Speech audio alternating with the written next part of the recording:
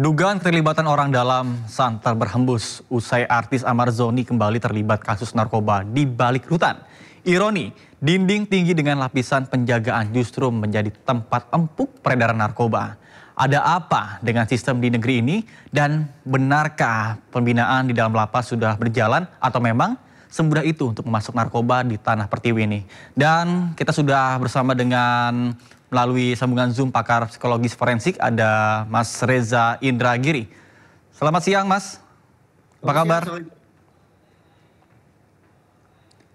Mas Reza?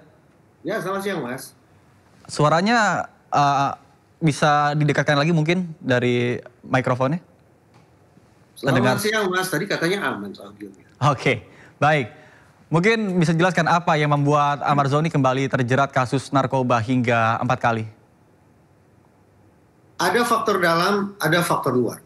Kalau faktor dalam berarti kita bicara kenapa kemudian program pembinaan katanya yang sudah diselenggarakan oleh otoritas pemasyarakatan tidak mujarab terhadap narapidana yang satu ini. Penjelasannya bisa beragam, mungkin saja rehabilitasinya tidak tuntas. Atau dengan kata pengobatannya hanya setengah jalan. Dan juga ironis bahwa ternyata masalah ketergantungan terhadap obat-obatan diatasi juga dengan obat-obatan. Demikian pula kemungkinan bahwa pendekatan yang dilakukan adalah pendekatan sifatnya klasikal. Padahal masalah seseorang tergantung pada narkoba sifatnya individual. Dan juga, ini juga patut dipertanyakan, apakah kemudian kehidupan dalam program pembinaan yang serba ideal itu sinkron atau tidak dengan kehidupan di luar penjara yang compang-camping. Nah, kalau keempat hal itu dialami oleh Amar Zoni, maka memang patut bagi kita untuk menduga bahwa tinggal menunggu waktu saja sampai kemudian dia menyalahgunakan narkoba kembali dan ditangkap kembali oleh otoritas penegakan hukum. Sayangnya, dalam kasus Amar Zoni yang keempat ini, dia tidak sebatas kita sikapi sebagai seorang penyalahguna, tapi juga sebagai orang yang diduga melakukan perdagangan atau memperjualbelikan narkoba di dalam penjara. Alhasil, relevan bagi kita untuk meninjau faktor eksternal, yaitu adakah kemungkinan bahwa bukan Amar Zoni semata yang harus dimintai pertanggungjawabannya dalam kasus yang satu ini, tapi juga barangkali ada keterlibatan warga binaan lain atau bahkan oknum-oknum penegakan hukum, termasuk otoritas pemasyarakatan itu sendiri. Jelas ini perlu diinvestigasi. Baik, tadi dijelaskan bahwa sempat ada, ya kita ketahui bahwa memang sering kerap terjadi yang namanya rutan-rutan ini kerap menjadi lokasi untuk menjadi peredaran transaksi narkoba, baik itu yang mengendalikan di dalam lapas, yang tentunya dijual belikan di luar lapas. Ini mungkin sejauh mana program pembinaan di penjara agar bisa benar-benar kan dijalankan? Justru sebetulnya saya sampai hari ini bertanya-tanya, kalau otoritas pemasyarakatan secara khusus atau pemerintah secara umum menyebut-nyebut bahwa terhadap warga binaan narapidana narkoba itu ada program pembinaan, ada program rehabilitasi, saya bertanya, kemujarabannya seperti apa? Seberapa jauh program-program itu bisa menekan potensi residivisme seseorang? Dalam kasus Amar Zoni, ini potret getir bahwa alih-alih menekan potensi residivisme, yang bersangkutan sudah jadi residivis. Bahkan tidak hanya berhenti sampai di situ, yang bersangkutan naik kelas sekarang menjadi pengedar atau pedagang narkoba. Ini memberikan alasan kepada kita untuk mendesak pemerintah atau untuk menuntut otoritas masyarakat untuk buka-bukaan saja. Sebetulnya program itu ada atau tidak. Dan coba diukur, coba ditakar seberapa jauh efektivitas atau kemujaraban program itu kalau ada. Yang saya khawatirkan, karena toh ini sudah juga menjadi pengetahuan publik, bahwa di dalam penjara sesungguhnya merupakan pasar yang ideal untuk jual beli narkoba. Maka kita dihadapkan pada kemungkinan bahwa alih-alih sebagai sebuah sentra penyembuhan, penjara justru menjelma sebagai lingkungan kriminogenik. Lingkungan kriminogenik artinya sebuah lingkungan yang justru melahirkan, yang memupuk, yang membina seseorang untuk kemudian menjadi kriminal atau bahkan kriminal kelas kakap lagi. Saya sedih mengatakan ini, tapi peristiwa yang sedang kita perbincangkan, kasus Amar Zoni ini menghidangkan kepada kita sebuah alasan kuat untuk bertanya-tanya, apakah program rehabilitasi itu ada? Atau justru penjara di Indonesia sudah menjelma sebagai lingkungan kriminogenik, lingkungan yang melahirkan kriminal. Baik, artinya yang tadi disebutkan bahwa menjadi lingkungan kriminogenik itu tempat berkembangnya keterampilan dan juga jaringan kriminal. Jadi misalnya ada satu kejahatan, misalnya spesialis pencurian motor ataupun spesialis apa, nanti mereka bergabung kemudian menjalin komunikasi secara langsung, secara intens di dalam penjara, akhirnya bisa mendapatkan ilmu-ilmu baru untuk melakukan kejahatan lagi ketika yang bersangkutan ini keluar dari penjara, seperti itu. Modal baru, keterampilan baru, network baru. Betul. Proses untuk itu semua butuh waktu. Pertanyaan, petugas lapas tidak tahu?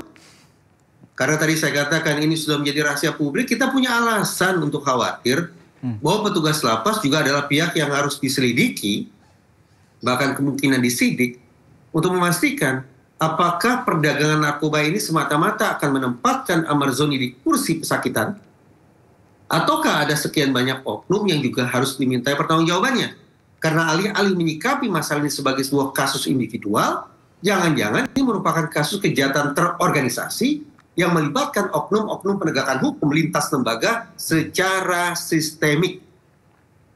Saya tidak bermaksud mendramatisasi, tapi kekhawatiran saya sedemikian rupa memberikan dasar bagi saya untuk mengatakan bahwa boleh jadi kita perlu menyikapi Amarzoni ini mirip-mirip dengan Richard Eliezer dalam kasus penembakan terhadap Brigadir Yosua dalam kasus Verdi Sambo sekian tahun silam.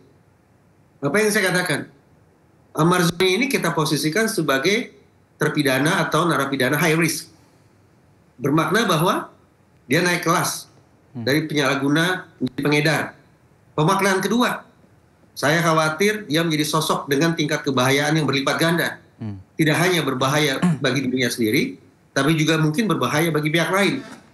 Tambah satu pemaknaan lagi, high risk dalam pengertian bahwa sesungguhnya perkiraan saya Amarzoni ini merupakan pintu masuk yang ideal untuk membongkar kasus-kasus dagang narkoba di dalam penjara, mereka sebut sebagai apotik dalam penjara, secara lebih menyeluruh. Sekali lagi untuk memastikan apakah cuma satu orang terdakwa ini harus diminta pertanggungjawabannya, atau ada sekian banyak oknum penegakan hukum yang pada akhirnya menguji persepsi kita bahwa ini bukan kasus individual, melainkan kejahatan terorganisasi yang melibatkan oknum-oknum penegakan hukum lintas lembaga secara sistemik. Itu yang saya khawatirkan. Oke, artinya untuk solusi yang mana Amarzoni ini dipindahkan ke Nusa Kambangan, apakah bisa menjadi salah satu kunci agar nantinya Amarzoni ini akan kapok untuk mengulangi hal yang sama? Mengingat udah 4 kali nih Amarzoni. Kalau dikirimnya Amarzoni ke Nusa Kambangan murni sebagai sebuah langkah penegakan hukum, saya mendukung.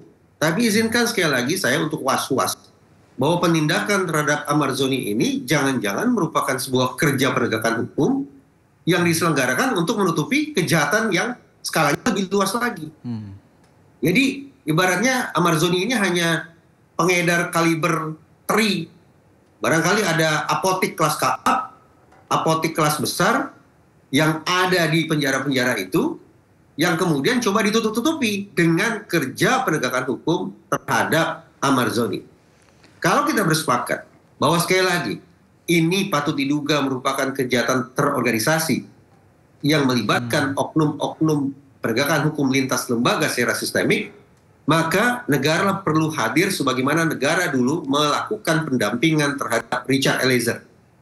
LPSK, Komnas HAM, bahkan mungkin juga tim investigasi gabungan yang dibentuk secara ad interim oleh pemerintah, perlu datang ke Nusa Kambangan untuk memastikan bahwa proses hukum terhadap Amarzoni berlangsung secara tuntas, menyeluruh, objektif, dan transparan, sekaligus mendorong Amarzoni untuk buka-bukaan, guna mengungkap kasus ini secara lebih menyeluruh, secara lebih tuntas. Baik, ini artinya Amarzoni dikaitkan dengan seperti boneka untuk menutupi suatu kasus yang besar yang ada di belakangnya. Kemudian sempat juga ramai diperbincangkan di sosial media juga bahwa ada surat edaran yang mengatakan bahwa hal tersebut itu adalah tidak benar adanya yang dilakukan oleh Amarzoni. Apakah menurut Anda, pandangan Anda, itu benar atau tidak? Saya nggak tahu. Makanya sejak tadi saya katakan, kita harus dorong negara melakukan investigasi secara tuntas, menyeluruh, objektif, dan transparan.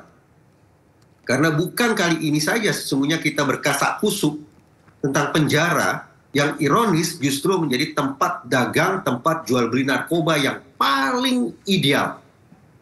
sayang beribu sayang, pertanyaan itu tidak terjawab. Sebagaimana pertanyaan tentang seberapa jauh efektivitas program pembinaan bagi napi narkoba sudah diselenggarakan.